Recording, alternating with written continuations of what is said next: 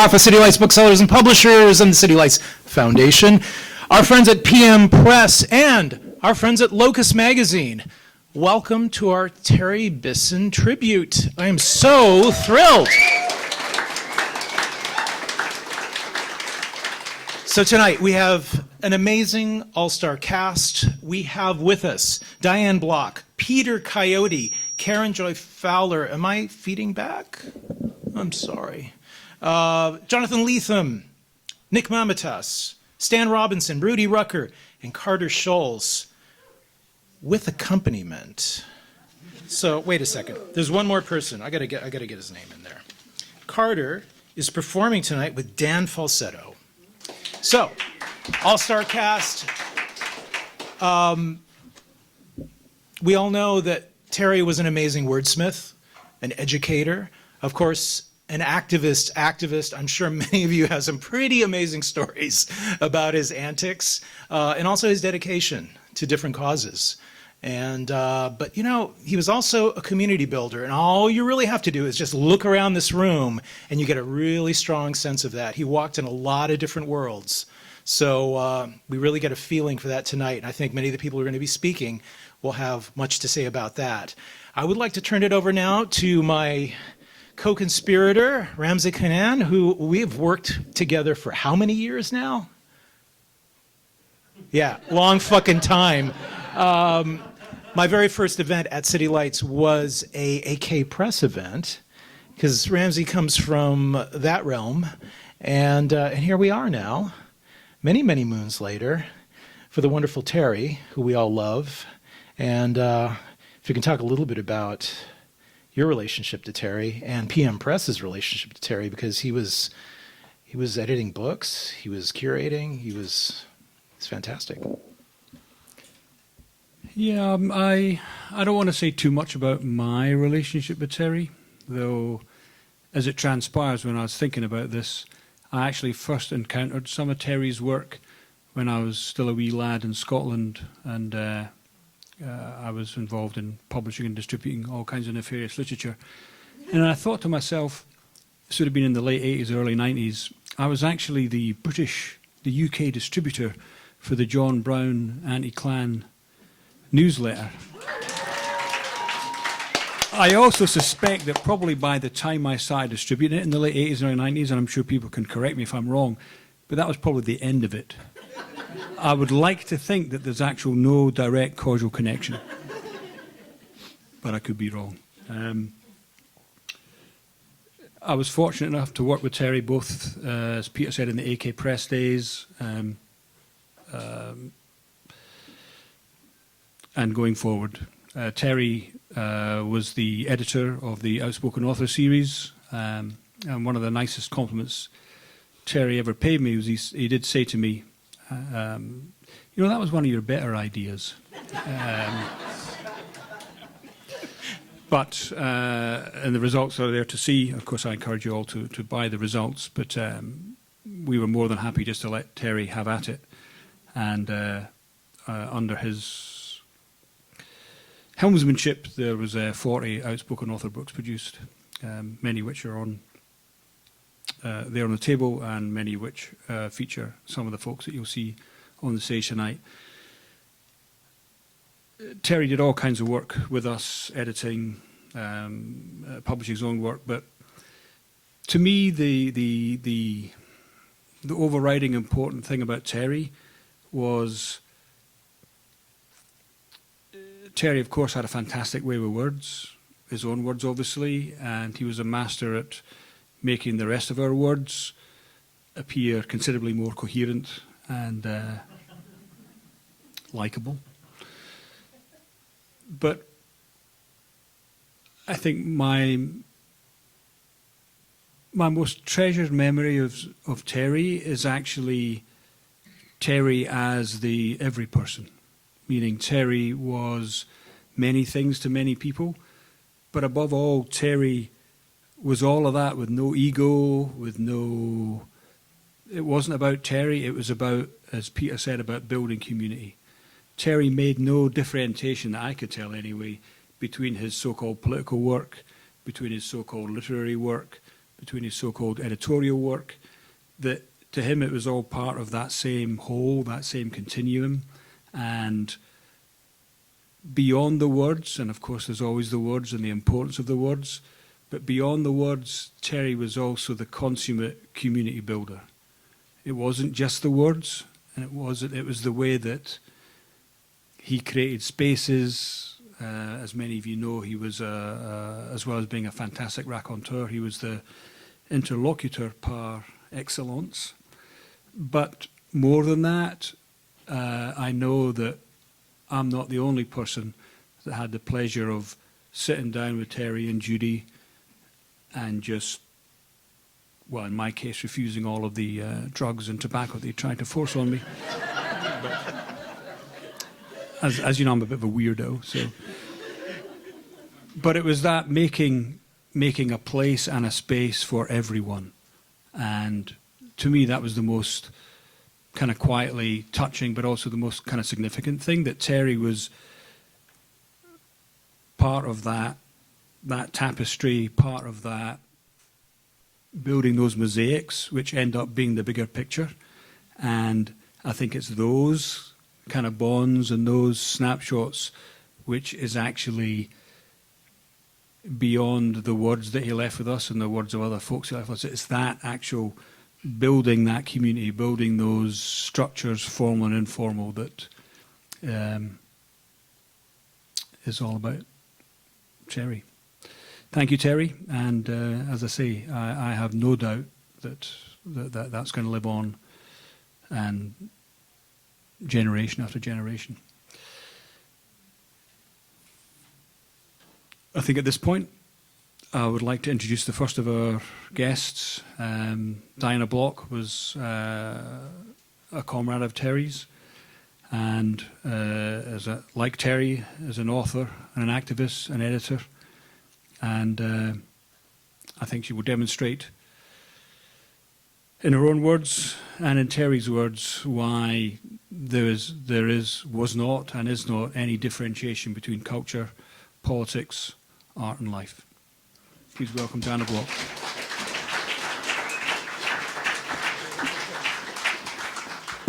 Okay, let's see. I don't always need a mic because I have a big loud voice, but and this was my prop, since my old school ways have me rustling paper and making sure that I get what I want to say, but mainly that I get Terry's words right, because I have the great honor of leading off with the really amazing, profound poem RSVP to the FBI, which I haven't read in a while, but when I looked at it to prepare for this event, I was really, really struck about how defiantly true all the words he has to say are for this very genocidal time.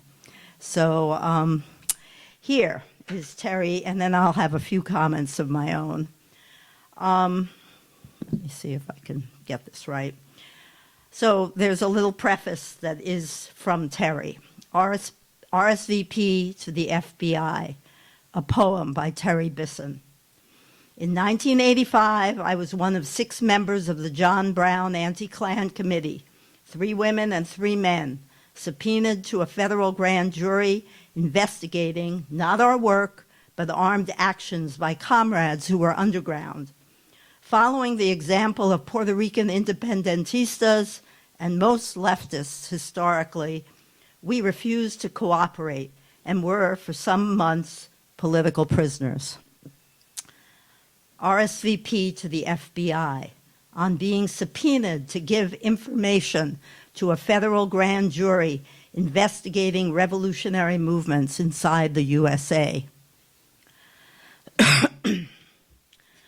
Thank you for handing me this invitation to talk to you, but I am otherwise engaged. Thank you for offering me this opportunity to have a heart-to-heart with the murderers of Martin Luther King and Fred Hampton, not to mention Crazy Horse, Michael Stewart, and Eleanor Bumpers, and the nameless millions who do have and will have names, but I am otherwise engaged. Thank you for inviting me to sit down with the brothers of the Somosistas, as you describe yourselves, their long knives eager for the blood of teachers, the blood of nuns, the blood of Sandino, which is right now running bright like a river in the veins of young Nicaragua. But I am otherwise engaged. Thank you for giving me this opportunity to spit on the graves of Sacco and Vanzetti, to dishonor the memory of the Rosenbergs, or of my ex-father-in-law, who spent 10 years not being an actor, rather than 10 minutes being a collaborator. But I am otherwise engaged. Thank you for inviting me to run with the hounds, howling through the ruined cities, trying to hunt down the FALN, the BLA, the 10 or the 100 most wanted, most ready and willing and able to resist with arms and heart and ideology your worldwide crimes. But I am otherwise engaged. And seriously, thanks for giving me this chance to stand fast with the Puerto Ricans who have gone to jail silent since 1936 rather than drink from your boot prints, to stand fast with the new Africans who, like Nat Turner, never said a mumbling word, to stand fast with the Palestinians steadfast in Israeli prisons, the Irish deep and defiant in Longkesh, the Africans on Robben Island scorning your offers with songs, to stand fast with the children of Lumumba and Che and Malcolm X, not to mention my own children and your own as well. Thank you for this chance to stand not with the defeated, but the defiant, who pick up the gun, who pick up the pen, who pick up the baby and the struggle. Thank you for this chance to stand with humanity against you. Don't mind if I do.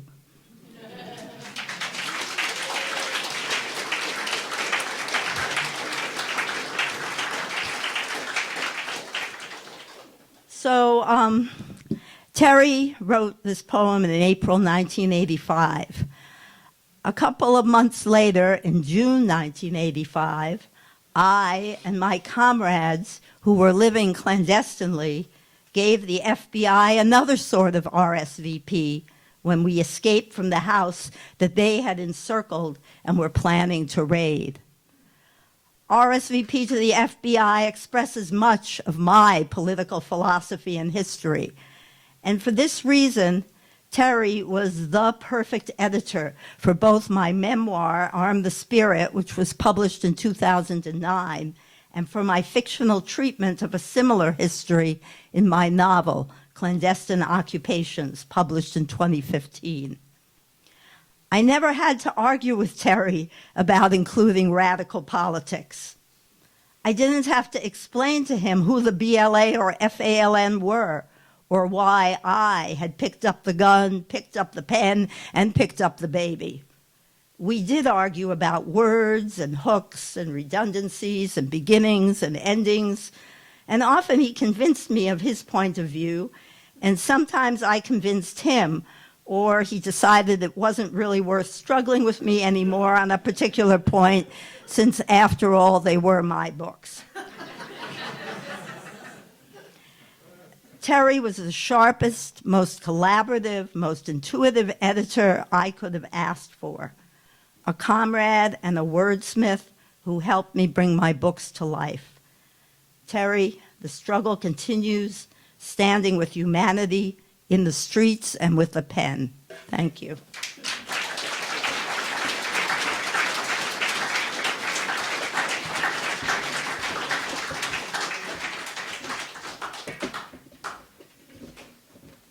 So next up is the actor, director, screenwriter, and author Peter Coyote.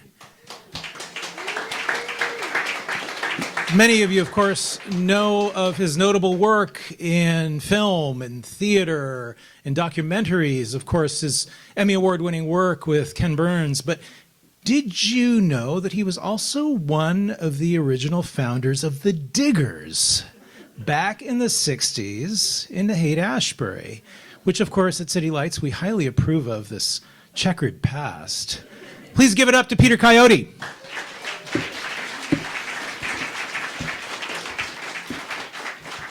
Thanks so much. I'm proud to be here as one of Terry's 2,000 best friends.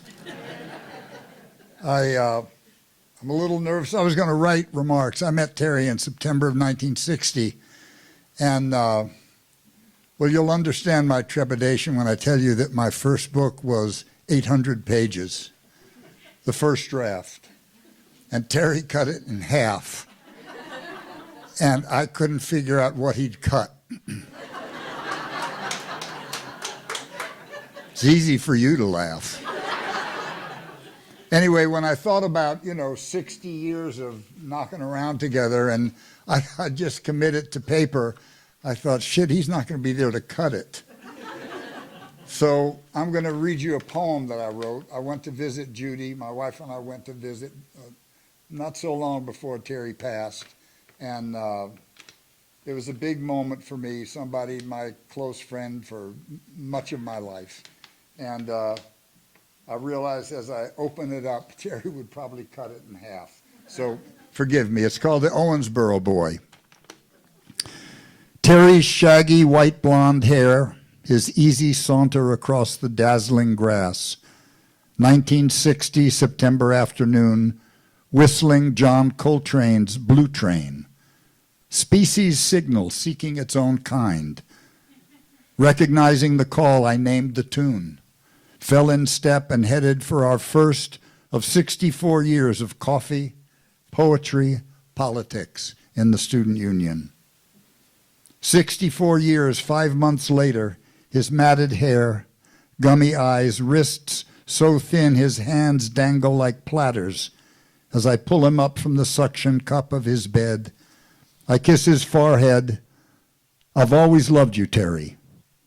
His best effort produced I Know, barely this side of the light and slipping, mine fading with him. He'd left school months into my sophomore year.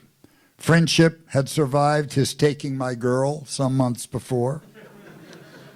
Left after being jumped by chesty jocks who sheared his hair as a prank. My shame that I didn't think to cut my own in loyalty. The mutts had no clue who they'd molested. The prizes he would win for books, the high stakes he lived for as they graduated to safe jobs and midlife despair. Terry could break one tooth from a comb and ease your mind through the gap to unsuspected realities. Those rude boys had no clue about his freedom, his dedication to disrupt the ordinary, who'd traded stock cars and the Mason dumbass line to live like the New York Jews he admired, those living writers' lives.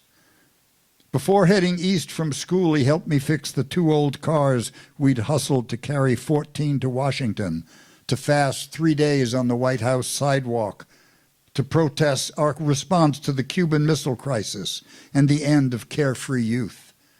Supporting Kennedy's peace race while smug John Birchers shadowed our ambling circles, gnawing fried chicken, throwing the bones at us. The president en route to Arizona had read about us in the Times, invited us in to talk. Terry there when Marcus Raskin burst into our gaunt house rooms, excited to escort us, first protesters ever so honored by a president. Raskin, Chief of Staff to McGeorge Bundy, bloodless architect and executioner of the Vietnam War, inspired us then, as his son Jamie does today, to act. We wrote hundreds of schools which drew students to replace us weekly for a year. Terry driving the second car back to Iowa when Ohio State Police pulled us over to relay an invitation from Cyrus Eaton, billionaire industrialist friend of Russia, inviting us for breakfast and to tour his grounds and stables. We also brought the scruffy hitchhiker who stuffed his pockets with fluffy breakfast rolls. Terry left to claim his dreams in New York, A few years passed before we met again on a Colorado dirt road, where Running Deer and I were boiling coffee over a small fire while changing a flat. A multicolored hippie van, Terry the first one out, now, like me, a communard. Up the road a ways, hugs and good cheers, never lost touch again, despite his anger when I worked later for Governor Brown, sponsoring poets and painters, musicians and writers in prison and schools. My pride was soft fascism to Terry, his steel already blooded by 3 months' contempt for refusing to drop a dime on Puerto Rican revolutionaries plotting to blow the head off the Statue of Liberty. He'd been a weatherman in gale force winds, moved west again from Brooklyn, and we repaired motorcycles together in Oakland. Greasy black fingers staining hand-rolled smokes, Terry spitting snooze into a chipped cup. By now we'd wives and children, divorces and ragged losses, his 3 and 6 kids, my 2 and 2, until he docked in Judy Jensen's stable harbor, the flinty Kentucky quilter who kept him safely moored for 20 years, and books he wrote and children she bore and raised. This day she weeps softly, unabashed before me in her rocker, fills me in. The cancer's winning, Judy. I'm quitting all this shit. Tears squeezed out of her by the ruin of her now papery lover, sleeping in the bed beside our chairs, his mouth agape still as a beached fish, his electric blanket barely swelled by breath. We sit together quietly. Death has no ears for tongues stopped with loss. We are old friends and can be quiet with one another. Guests arrive. She's calm and gracious. The sky cracks open outside. My oldest friend is dying. For such a man, even the heavens weep. Safely home, I stab my pen onto this sheet of paper. It's for Terry.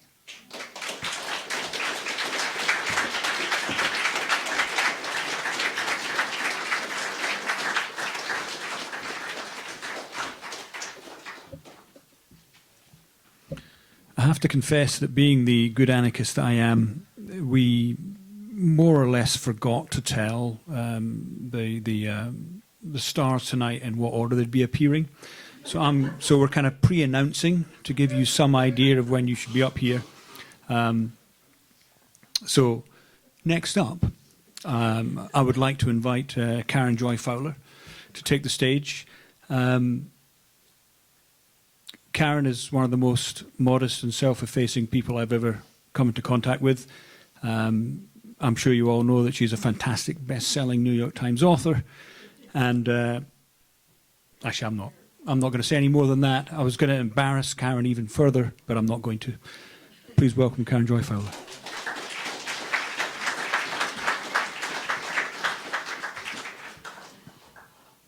Thank you.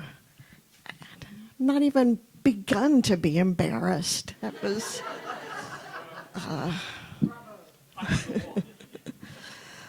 I have been trying to think about what I might say about Terry, and I am a writer as he was. I am well aware that there are occasions where words just really don't meet what the need is, and I think this is probably one of those. I met Terry in 1991, so by my calculation, that's a friendship of more than 30 years. I was feeling pretty proud of that until Peter spoke. I met Terry at the Nebula convention. He was on the ballot for Bears Discover Fire. Just, yes, incredible and very Bisson-like story, I think. And he went out of his way to introduce himself to me. I was very flattered by this. We walked together through the convention, and every couple of feet, someone would come up to us and say to Terry, "Oh, I loved your story. I voted for you. I voted for you." Obviously, completely forgetting or unaware that I was also on the ballot, I began to get the idea that I would not win. I have never and will never complain about losing to Bears Discover Fire, which is just an incredible, incredible story. I wish I could stand up here and tell you that I, too, voted for Terry's story. If I had it to do over again, I would, but I did not. Stan, I believe, was also on the ballot that year. Also did not win.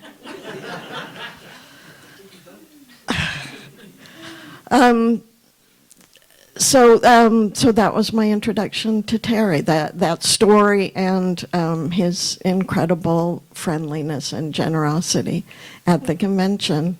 After that, we met on many occasions. He really was, as people have suggested, I think, the heart and soul of the science fiction community in the Bay Area, as I believe he was in New York before he left there. We had many. We did many things together. He edited my Outspoken Author volume. Working with him on that was quite wonderful. I will admit, a little startled when I read the interview and realized that he had changed a couple of my answers. When I called him on it, he said, "Well, I made them funnier," which I think was undeniably true. We did the Charlie Jane Anders event, Writers with Drinks, together one evening. I have absolutely no recollection of what I read, but Terry read Billy and the Unicorn, a shockingly offensive story filled with blood and guts and unicorn slander. And Ramsey suggested to me this evening that if I felt uncomfortable talking, that I might think about reading something that Terry had written. So I went and looked again at Billy and the Unicorn.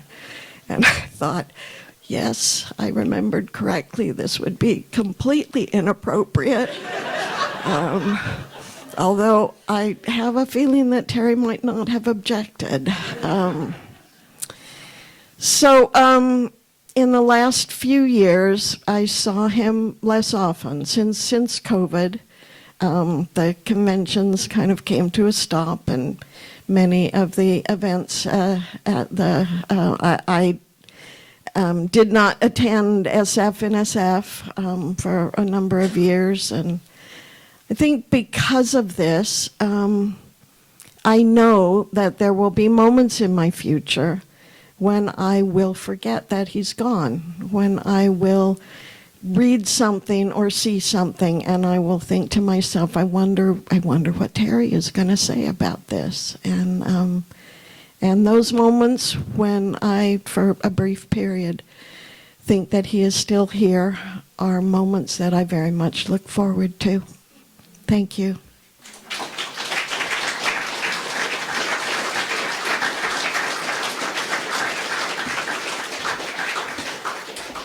After our next speaker, we're going to take a little break, give you a chance to stretch your legs. Also, please check out our retail nook, where we have some of Terry's books and some of the books by some of you in the audience.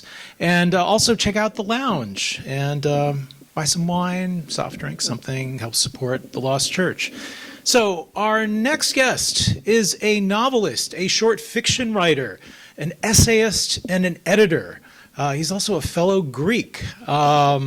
Nick Mamatas writes in the genre of horror, speculative fiction, fantasy. He has numerous published works which include Move Underground, The Second Shooter, and The Planet Breaker's Son, published by PM, which we have some over here tonight. He is also very proficient in Chen-style Tai Chi. Please give him a warm welcome. Hi, thank you all for coming. It's so great to be here with a lot of Terry's close friends and his family. And I thought Terry was great. I didn't know Terry very well, actually. I met him when I first came here to San Francisco, and I was at the SF and SF reading. He was the host. And Terry Bisson was not Greek. And I know this because he looked at me and said, and here we have Nick Maymades. And I said, thank you, Mr. Bison. And we were off to the races. But Terry was super great. He would do things like drive me places because I don't drive. And he'd do things like make fun of me in the car because he'd hand me the iPad, say, put on some music. I said, I don't know how to use an iPod. And he said, well, how could you not know how to use an iPod? And I said, I never leave my house. Why would I even own an iPod? That's why I'm in this car with you, Terry. And he said, oh, okay. And that is the case. I don't leave my house. And if Terry's not driving me, or if it's not this event, I'm home. So you will never see me again after this. And Terry also edited me for the Planet Breaker Sun, and that was quite an experience. Terry, as a person of a certain age, liked telephoning people, and he liked using the word telephone as a verb. And he'd telephone me a lot and say, Nick, where's that story? You're late. You're missing your deadlines. You're late. And I'd say, Terry, I didn't become a writer to have a boss. Did you? And that worked for about 4 months. But then I had to finish the novella and hand it in. And then he said, wow, this is great. When people read this, it's going to change everything about science fiction. He was half right. It is great. It changed nothing about science fiction. But I want to just briefly talk about Terry the writer. And I brought with me today this book, Voyage to the Red Planet, which I highly recommend you read.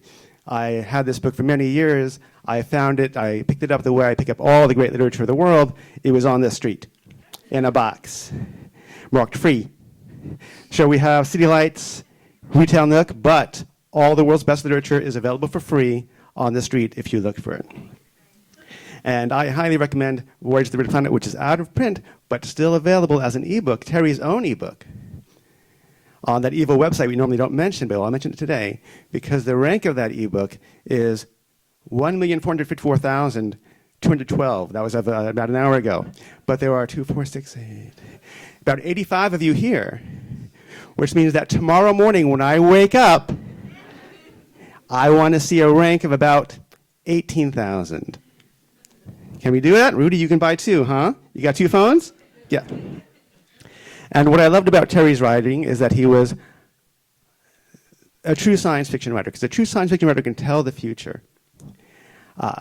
It is not the rationalist, not the hardcore, hard SF person who can tell the future. They make too many mistakes because they think the world looks in a rational way. It doesn't.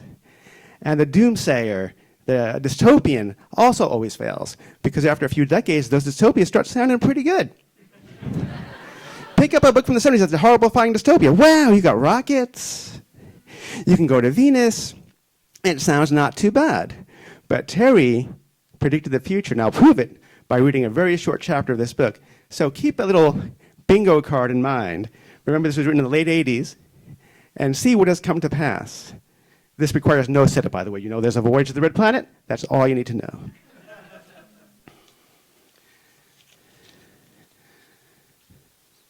Louis Glamour was on the Trump-Hearst freeway, stopping for a light when he got Markson's call. Not a traffic light. There are none on the T&H, but a late afternoon light, a cloud and ocean light. There was a long turn coming down from the Santa Monica Mountains, where the Pacific is seen for the first time, Morris blue on a pearl overcast day. And this was just such a day, with that shadowless world-enhancing, sky-rounding illumination, that a cinematographer hates to see wasted on a mere fleeting reality. As soon as Glamour saw it, he cut sharply over the middle lanes toward the right shoulder. There was a squealing of brakes and one minor wreck, which of course was not Glamour's problem. He had the right of way, since he had punched for executive class. The slower business class lanes had honking rights, but if they hit him, it was their fault. He cut over 2 more lanes onto freeway class, and even though honking was illegal here, the clamor continued. The rear-wheel drive replicas so popular in LA lately, some with steering wheels, that's in quote in the books, had loud horns. Glamour would have given them the finger, but since he was a midget, that would have been circled by some politically annoying person today had this been published. Driving with hand controls only, he didn't have a free hand. He had slowed to 80 by the time he moved onto the roadway class lanes, running a couple of motorcycles with altered FI chips, enjoying the weekly amnesty day from the helmet laws. There was no more honking here since the plebe lanes, roadway, and local class had audio jammers. So for the first time, Glamour heard the dash phone ringing. If the vid had come up first, he might not have answered. But Markson was using a payphone. That would also have been struggled, like a, what the hell is that today? And the still from his card came up slowly. Remember me? How could I forget, Glamour said as he pulled to a stop on the shoulder. Markson specialized in low-budget, patched-together films in horrendous locations. The last time Glamour had worked for him, he had spent 6 weeks on the Sundarab and had almost been carried away by mosquitoes. But it had been worth it for the green translucent light. But there was no reason to let Markson know that. Markson, you know you can't afford me, Glamour said, leaning over the back seat, putting together his camera. Besides, I'm busy right now. He hung up the phone. The light had swelled over the ocean and now was breaking in waves against the shore. Behind there were hills glimmering as if new made, every dry canyon and burnt-out house etched against the china blue sky. Even the ancient gap-toothed Hull Leewood sign looked alive and renewed. Glamour slid a power disc into his camera and got ready to shoot. Book the image now and find a use for it later. That was his philosophy. Have you ever heard of a Demogorgon, Markson asked. You're still there? I hung up on you. I'm working for Pellucidar now. I can afford a hang-up bypass. You didn't answer my question. Have you ever heard of a Demogorgon? Of course, said Glamour. Who hasn't? The Demogorgon was a handheld digital video synthesizer that had been developed in England.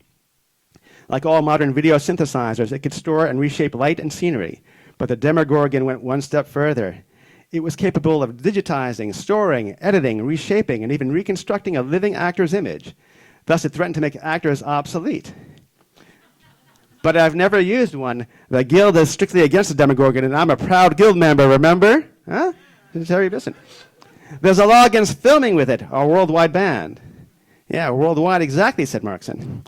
But it might interest you to know that I've obtained a guild waiver to use the Demogorgon for a very special film. Glamour had never seen, much less held, a Demogorgon. It would be interesting to see what it could actually do. But there was no point letting Markson know that. I charge a very special fee for very special films, he said. Besides, I'm already working. Markson laughed. You're a poor liar, Glamour. You're between jobs. You wouldn't be out cruising around like a teenager. What I have is what you might call steady work, and since it pays for 3 years. 3 years? I thought Demogorgon speeded things up. What kind of picture takes 3 years to make? It's a location picture with lots of travel time. Thank you.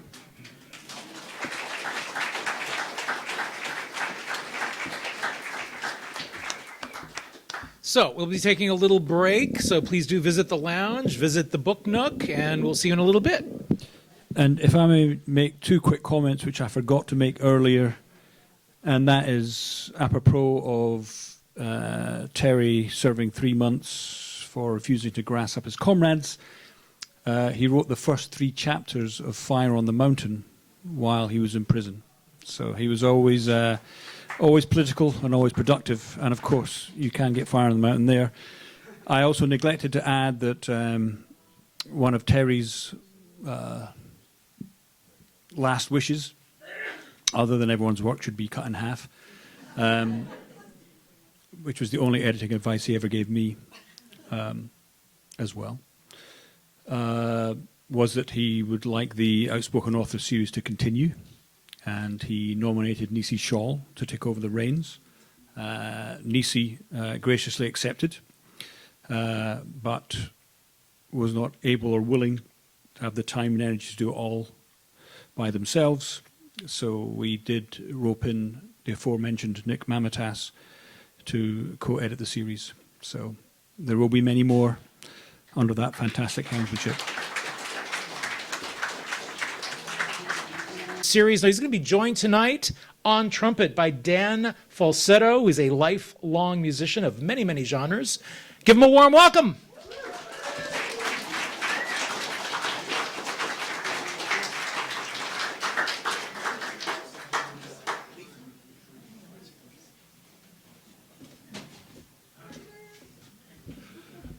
I'm going to tell you a little bit about this. Terry was a great lover of jazz, and Terry's favorite trumpeter was Clifford Brown. And Terry's last novel, his great novel, Any Day Now, is an alternate history of the 1960s in the United States. Now, when you write an alternate history, there's a place where you let the reader know that this world is different from your world. And the way Terry does that, the first clue you get is when a character says, "You have to listen to this Miles Davis album. He died so young. If he'd lived, he could have been as great as Clifford Brown." So this is for Terry, and this song is called "I Remember Clifford," and it's a memorial to Clifford Brown written by the great composer Benny Golson.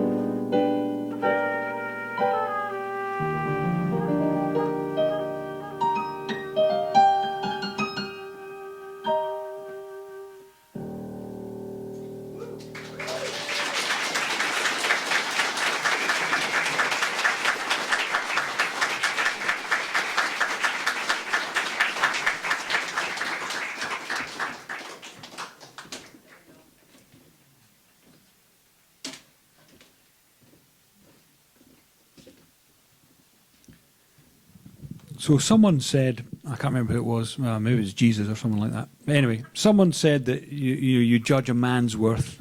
It was obviously must have said it a long time ago if they said you judge a man's worth. But anyway, someone said that you judge a man's worth by the company that he keeps. That didn't work out too well for Jesus, I guess. But anyway. The next person I'm going to invite up is Stan Robinson. And like many of the folks in the room, I actually met Stan via Terry. And you know, when you have kids, you know, you're not allowed to say who your favourite kid is. So Terry never said Stan was his favourite, but Stan is probably the most well-known of Terry's mates that I met through Terry. And for such a well-known chap, I have to say that Stan is still a fantastically incredible guy. So please welcome. Thank you.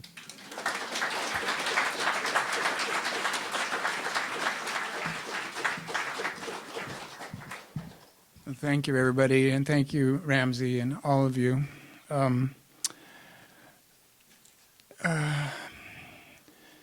Terry was a good friend and one of my teachers, and he was intent to give me books that he thought would be good for me. And I want to just pass along Far Away and Long Ago by William Henry Hudson and Old Jewels by Marie Sandoz. Check them out. These are beautiful things that Terry was right to tell me to read, as he so often was. So I want to talk tonight about the book of Terry's that is yet to come, which is going to be called Tomorrowing, and it is a collection of This Month in History, the long-running column in Locus Magazine. 4 times a month there would be This Month in History by Terry, and he did that from first for Charlie Brown, then for Liza, with many, many thanks. Liza, where are you? For giving us the opportunity to see Terry's mind at work 4 times a month, month after month for 20 years. A rough calculation, that's almost 1,000 This Month in Histories, and they've been collected into a book that'll be out in May. And I want to just note, well, first of all, Duke University Press, to prevent piracy and protect this intellectual property, these are all caps, please do not circulate or forward this PDF. Delete it when you are done with it. So naturally, I'm going to pass this out to everybody.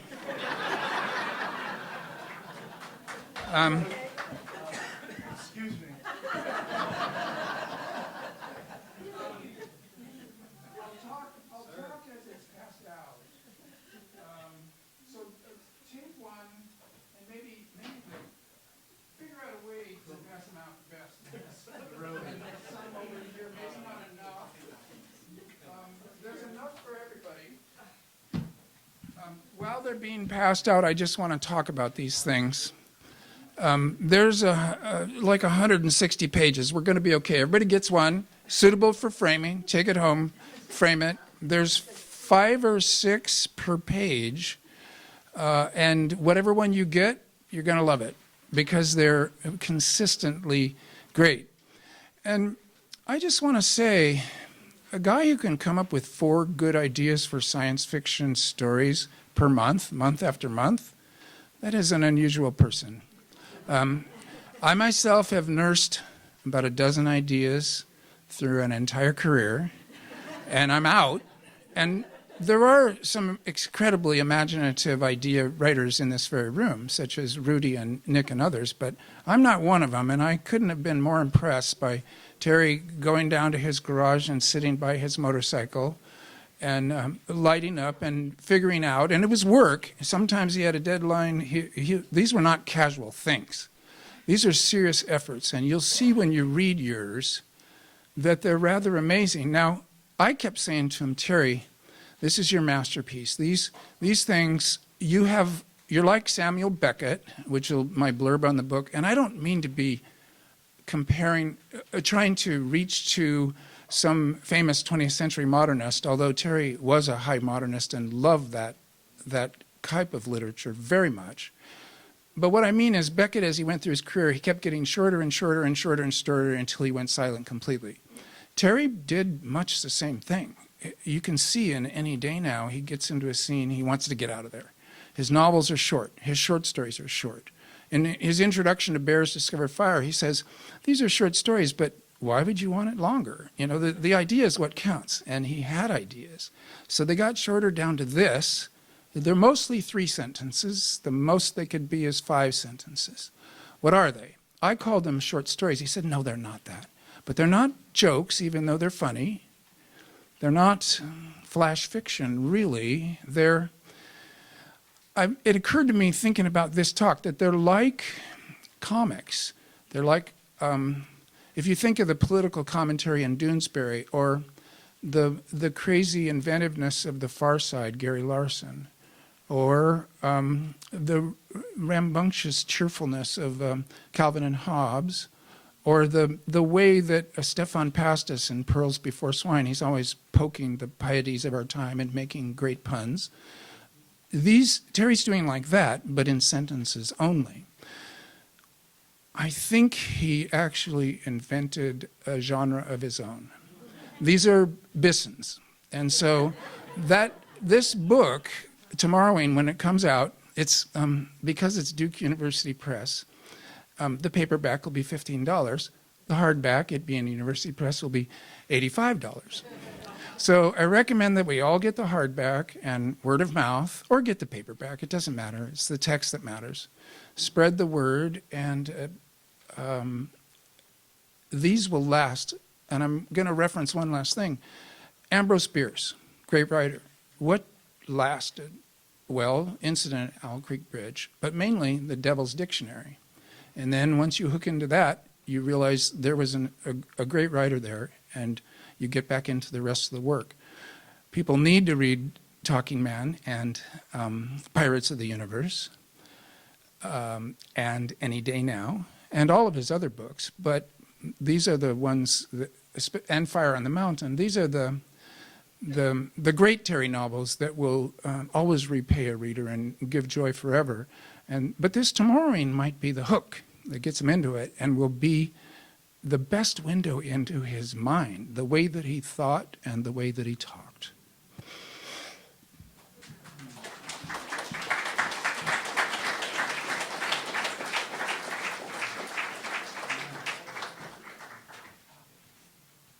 Of course, it makes total sense that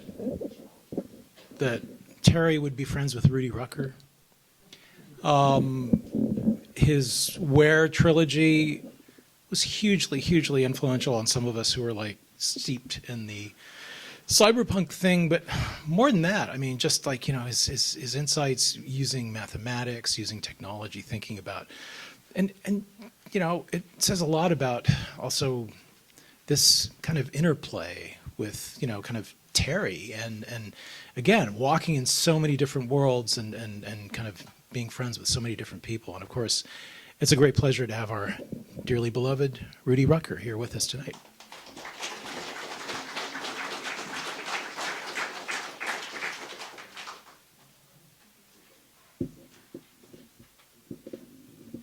Well, thanks. I'm happy to be here. I love Terry a lot, and I actually wrote my talk, and I'll probably read it. You can read on my blog too, rudyrucker.com/blog. And I'm just going to take a couple of pictures of you all.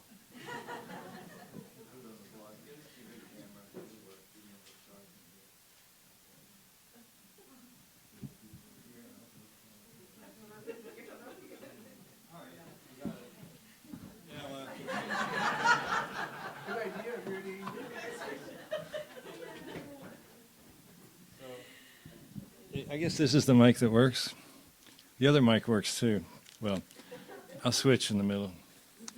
So, I don't know. He said I had 6 minutes. So I looked it up, and you can read 100 words a minute. So this is 600 words. I met Terry in 1984. We felt an immediate rapport. We had the same agent. That's how we met. And we're both science fiction writers from Kentucky, and we grew up wanting to be beat authors. So we're the beatnik authors, the beatnik science fiction authors from Kentucky. I don't know how many of us there are, but that's Terry and me. And we made it, you know. And a difference is that I'm from Louisville, and Terry was from Owensboro. Now, that's the third largest city in Kentucky, as Terry would angrily tell me when I would act unsure about where Owensboro was. To us, Louisville, it was like Paris or London. It was the big town in Kentucky. So I loved being there. But I loved Terry's Owensboro. And Terry, he kept his Kentucky accent. I didn't have one as much. My parents weren't Kentuckians, but Terry had this wonderful accent. This rasp and drawl gave our chats a pleasant down-home tang. I always felt safe and comfortable with him. Terry was like a brother to me. I felt the same way towards him. Regarding growing up in the provinces, Terry has a wonderful telling passage in his marvelous autobiographical novel, Any Day Now. His character has walked out past the end of a street in his small town, and here's the quote.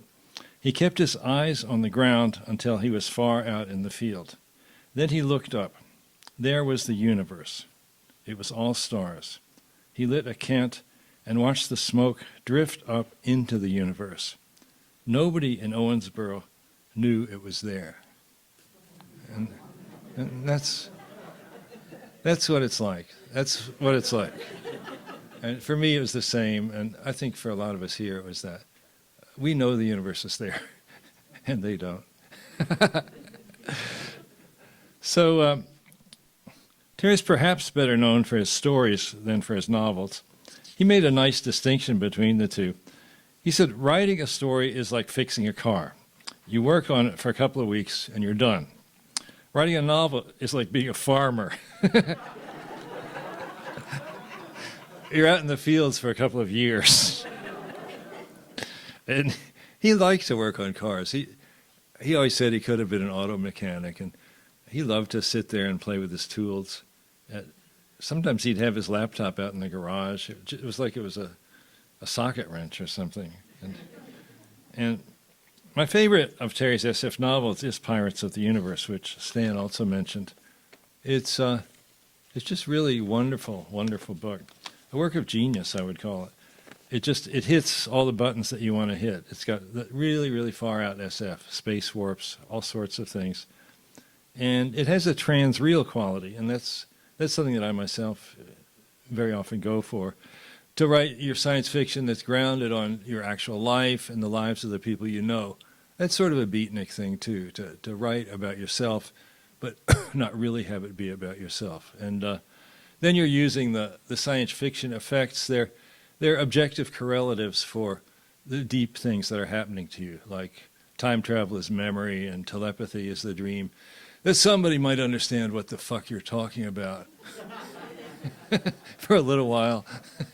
And so it's all these enlightenment drugs, it's cosmic one. It's all important. Now, I started seeing more of Terry in 2002 when he moved to Oakland.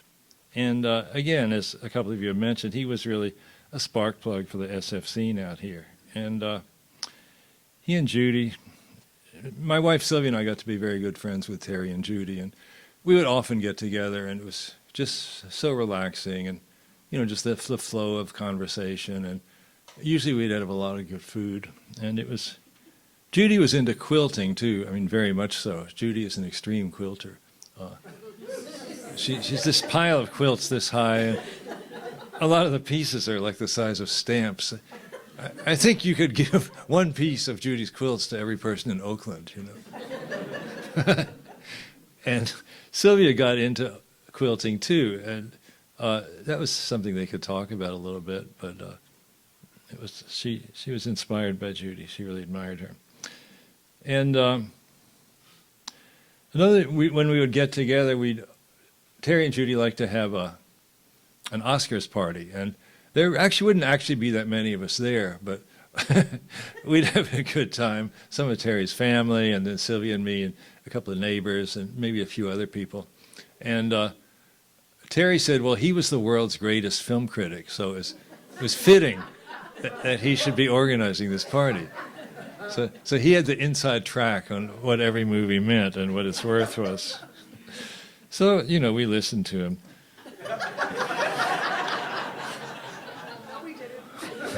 Well, Welcome, his daughter Welcome was just telling me I would always argue with him. And I said, well, she said, I don't know why the rest of you just talk to him about it. I said, well, because he's your father. You know? That's why you argue with him. So Terry was a man of letters. He edited scores, these little short books, the PM Press Outspoken Authors series. It's just such an amazing historical resource. There's just every author you can think of is in there. He's done 40 of them. And each of them has an interview. Terry was sort of good at asking interview questions. He'd just ask you the first thing that came to his mind, but in such a casual, conversational way, he'd keep you going. And I didn't know he changed your answers. That was very wrong. He should have made them funnier. Yep. But let's see, where am I?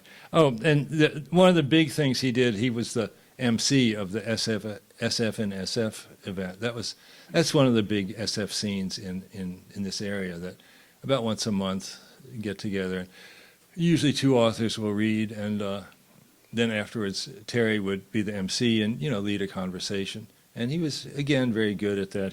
Was always so, I don't know, he's at all times knowledgeable, worldly, witty, good-humored, and radical. And as was mentioned by Peter Coyote, the radicalism is, it's very deep. And his wide-ranging autobio, Any Day Now, it reflects his and Judy's life in a commune. It's a funny book because the first half he's in New York City and doing sort of, things coming from Kentucky and going to New York and getting into the scene there. And then suddenly he's out there in, in the ass end of nowhere, living in these, I don't know what, domes they'd made. And it goes on, and they're farming, and it really grows on you. I like that book. And what did I write here? Okay. Oh, Fire on the Mountain. That's a really good book too. That's a very sort of radical book. It's an alternate world novel. It's not really science fiction at all, but it's a world where the blacks stage a successful revolution and a secession around the time of the Civil War, which is like a really interesting concept. Anyway, SF writing can be a collaborative effort. That's one of the things. The real literary writers, they're too good to collaborate with each other. They're too snotty pricks, But the science fiction writers, often collaborate. We're just scum. We're down in the gutter. What do we care?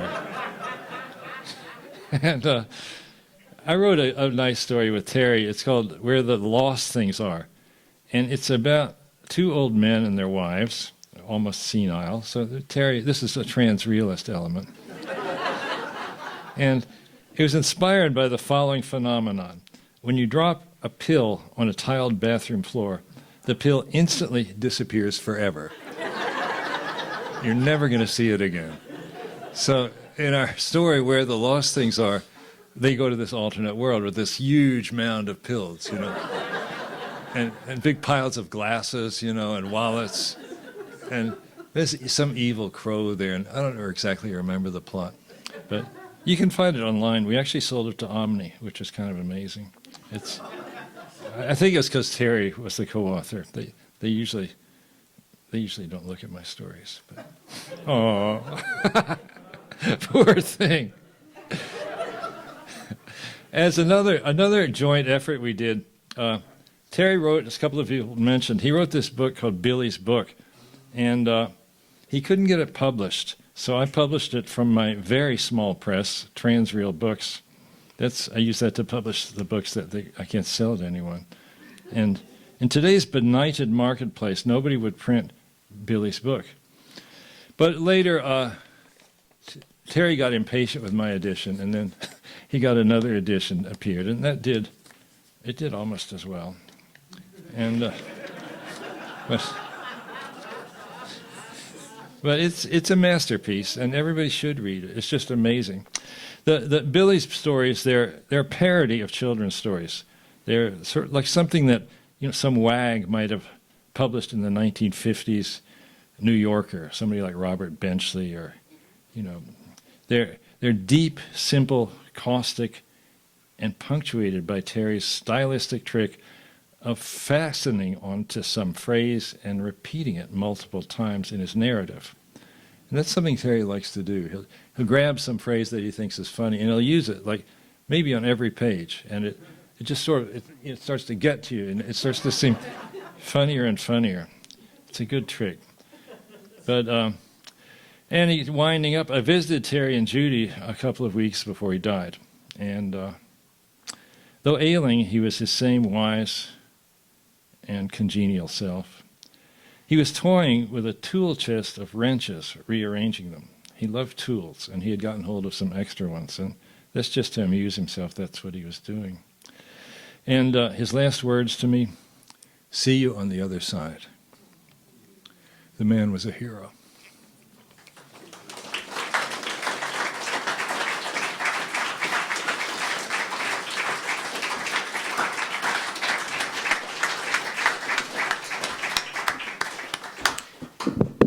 Trying not to choke up here, man. Next up is the award-winning novelist, essayist, short fiction writer Jonathan Lethem. Of course, many of you know of Motherless Brooklyn and Fortress of Solitude. Most recently, Brooklyn crime novel. He's going to be accompanied by Carter Scholz.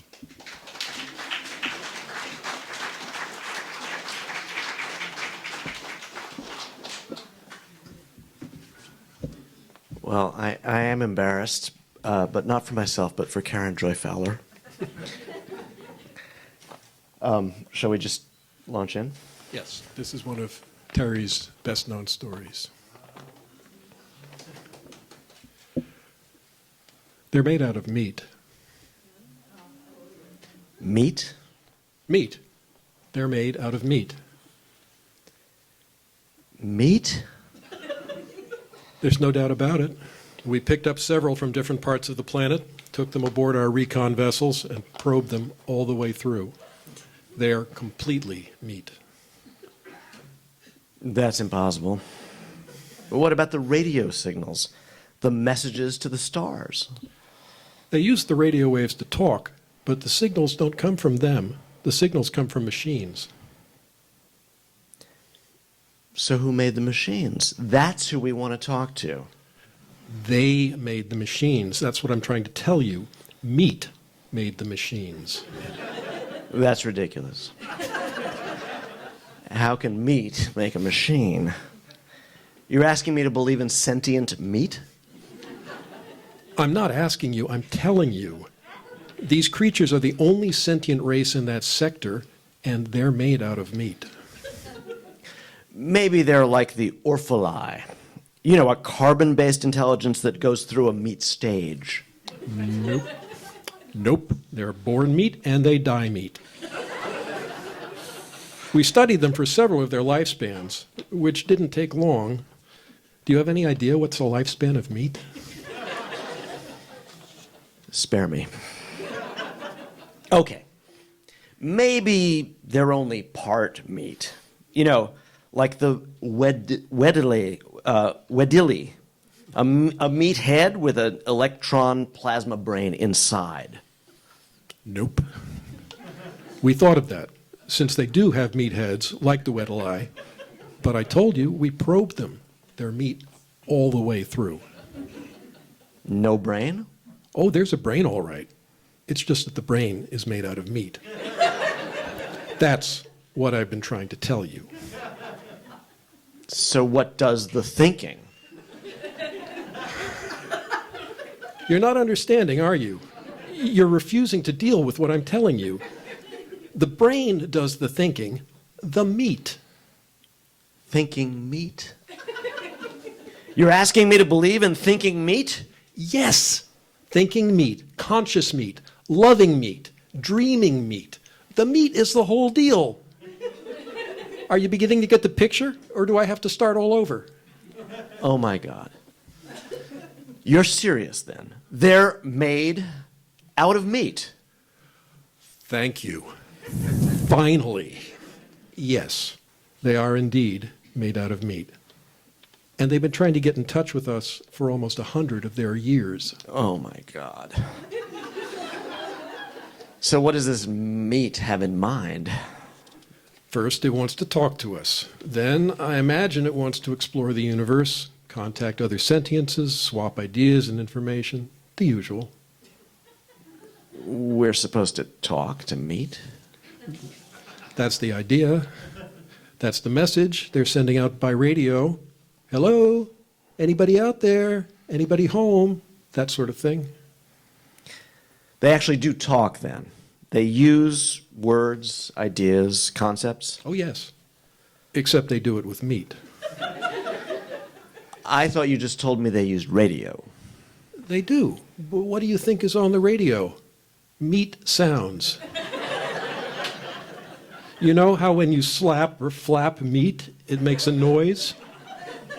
They talk by flapping their meat at each other. They even sing by squirting air through their meat. Oh my God. Singing meat? This is altogether too much.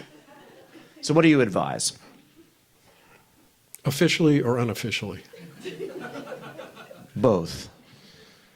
Okay, officially, we are required to contact, welcome, and log in any and all sentient races or multi-beings in this quadrant of the universe, without prejudice, fear, or favor. Unofficially, I advise that we erase the records and forget the whole thing. I was hoping you'd say that. It seems harsh, but there is a limit. Do we really want to make contact with meat? I agree 100%. What's there to say? Hello, meat. How's it going? But will this work? How many planets are we dealing with here? Just one. They can travel to other planets in special meat containers, but they can't live on them. And being meat, they can only travel through sea space, which limits them to the speed of light and makes the possibility of their ever making contact pretty slim, infinitesimal, in fact. So we just pretend there's no one home in the universe. That's it. Cruel. But you said it yourself, who wants to meet meat?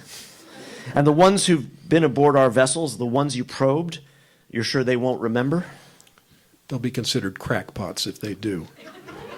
We went into their heads and smoothed out their meat so that we're just a dream to them. A dream to meet. How strangely appropriate that we should be a meat dream. And we marked the entire sector unoccupied. Good. Agreed. Officially and unofficially. Case closed. Any others? Anyone interesting on that side of the galaxy? Yes, a rather shy but sweet hydrogen core cluster intelligence in a class 9-star and G445 zone. They were in contact 2 galactic rotations ago. Want to be friendly again. They always come around. And why not? Imagine how unbearably, how unutterably cold the universe would be if one were all alone. Thank you, Terry. Thank you, Terry.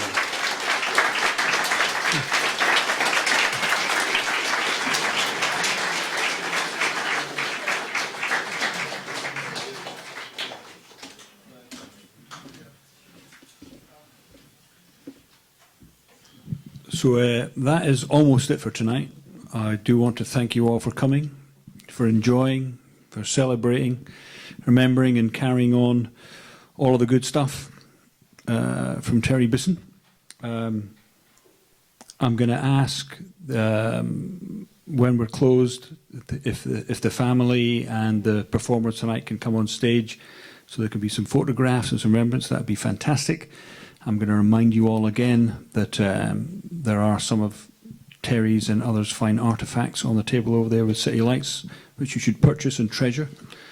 And we do have a special guest tonight to close the evening, and that is some dude called Terry Bisson. We were able to, of course, when he was still hanging out with us, we recorded him reading the first what became the first Outspoken Author book called The Left Behind. And we had him in the KPFA studios, and he actually read the entire play, I guess it is. It's about 20 minutes long, and so we're going to play an excerpt from that for you tonight.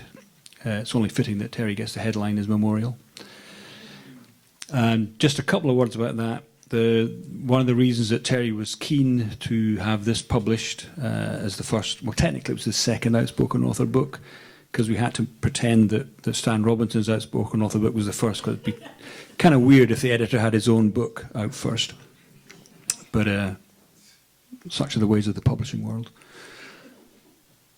But Terry, the play Left Behind is a rather sacrilegious take on the, I can't remember the guy's name now, Lehane, the Left Behind series of Christian nutters, who, as probably most of you are aware, are in league with Zionist nutters. And because of Terry made those obvious connections and was rather scurrilous about both sets of them, he couldn't find a home for it to be published anywhere, presumably because of the attack on Zionists, not the attack on Christians. But we can but hope and pray. And so that ended up being the first of the Outspoken Author series, well, the second of the Outspoken Author series. And without further ado, here's Terry Bisson reading The Left Behind. Moments later, they entered a huge room decorated all in black and red. There was no furniture, just a TV and a Mr. Coffee, and a big cardboard box with 666 on it. "Bow to the box," said Amy. They all bowed to the box. Even thee, who kept his fingers crossed. Even Vince, who believed in equality as a principle. "But when in Rome," he muttered as he bent a knee. "Forget Rome," said a voice from inside the box. "Those dolled-up dudes are all dearly departed." "Good riddance," said Gotha. "It's a better world now, even though it's not perfect." "Flattery will get you everywhere," said the voice from inside the box. "Come closer." They all inched closer. There were two little holes in one of the sixes, and Vince could see eyes inside. "This is like the Wizard of Oz," he said. "The Wizard of Oz was a phony," said the voice from inside the box. "I'm the real thing, the Antichrist, the world ruler, the Dark One, the Prince of Lies." "We know who you are, Vlad," said thee. He held his Bible in front of him like a shield. "Show your face," he said. "We fear you not." "Speak for yourself," said Cap. "He doesn't like to show his face," Amy said. "That's why no one but me has ever seen him in person." "Ah, but we know his evil deeds," said thee. "His one-world government has destroyed Israel, the promised land. Oh, woe." "Oh, woe yourself," said the voice from the box. "I didn't destroy Israel. I just moved it to Europe, where it belongs." "It's true," said Vince. "I got an email from Dr. Kramer, who says his biogen fish are doing much better in the rich Polish soil. He's cool with it. He was never comfortable with the idea of stealing Palestinian land." "So it's okay to steal Polish land?" demanded thee. "The Poles owe us, them," said the voice. "So do the Ukrainians, not to mention the Germans. Besides, you can't make an omelet without breaking legs." "Eggs," said Vince. "Whatever," said the voice in the box. "Let's don't argue. What can I do for you?" "He doesn't like to argue," said Amy. "It's what we can do for you," said Gotha. "We have a proposal." "I don't know proposals," said the voice. "You seek a boon?" "A gig," said Gotha. "You'll need a band for the big to-do at Black Rock City, your first personal appearance." "And last," said thee from behind his Bible. "Shut up, thee," hissed Gotha. "You're in luck, Mr. Antichrist. The tribs are free." "I'll think about it," said the voice. "Show me your titties." "You better not," said Amy. But Gotha did. She lifted her T-shirt. "Cute," said the voice. "You got the job. Scale. Now get out of here. It's hot in this box." Weeks later, Gotha's big black BMW Boxer sped through the garbage and debris that littered northern Nevada. They were on their way to Black Rock City, where the Antichrist was scheduled to make his first public appearance. "We'll finally get to see his face," said Gotha. "Close up, too, since we'll be on stage with him. Wonder if he's cute." "The Prince of Lies," scoffed thee. "The Dark One, the Antichrist, cute? You are always so negative," Cap pointed out. Thee ignored him. At least we'll only have to see his ugly mug for an instant or so. The 7 years of tribulation will be over tonight. If the good book is right, and so far it has been, Jesus will return at exactly midnight and send the Antichrist and all his followers straight to hell. What happens to us? Asked Vince. I go to heaven for sure, said Thee. I'm a sinner, but Jesus has forgiven me. He may forgive you guys, too, and take you with him. Or he could pitch you straight right on down to hell with the Antichrist. He can be pretty strict. In the middle of it all was a huge wicker statue that looked vaguely, that is exactly, like Timothy Leary. Some drunks were trying to set it on fire. Got a light, they asked.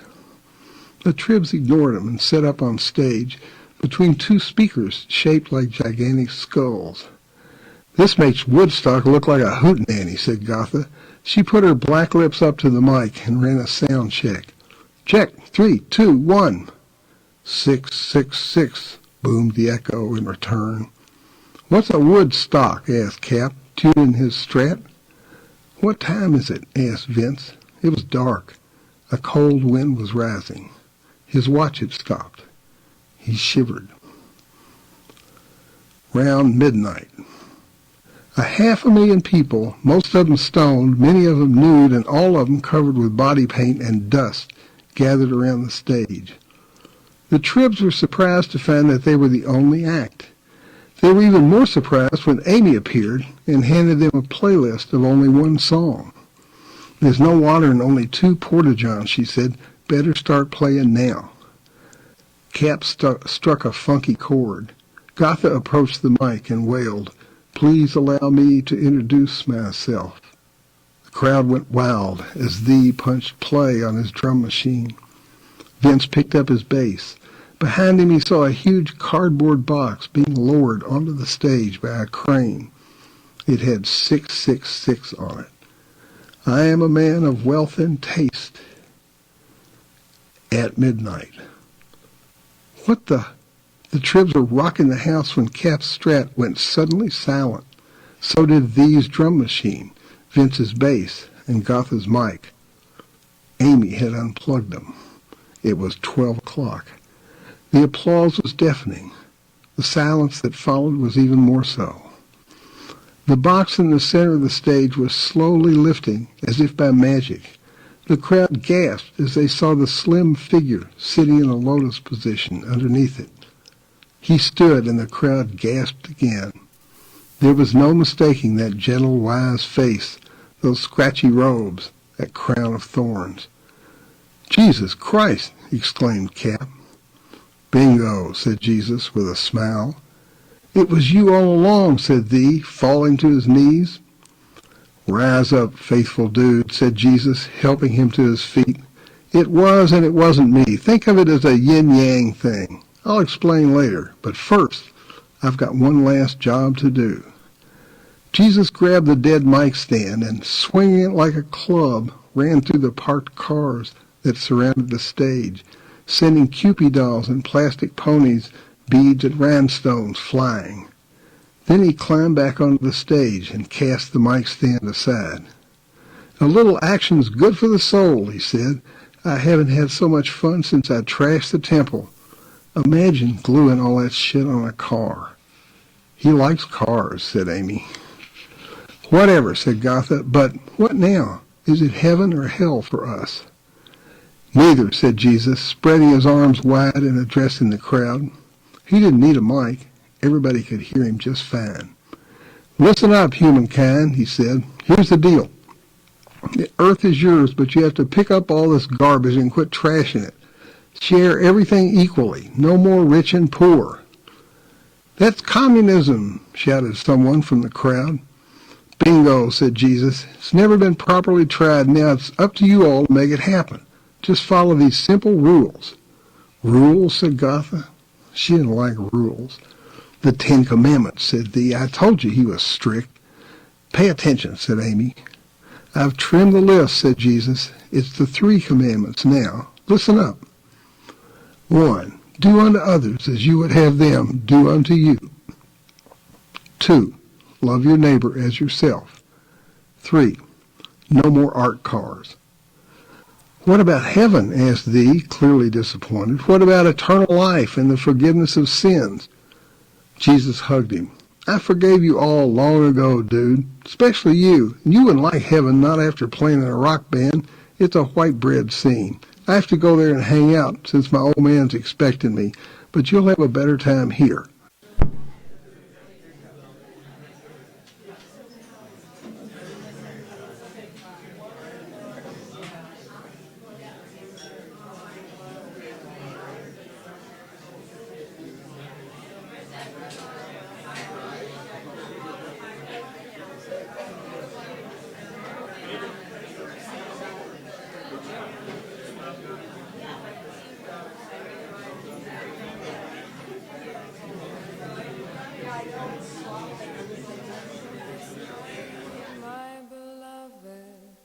Was like the moon, so beautiful.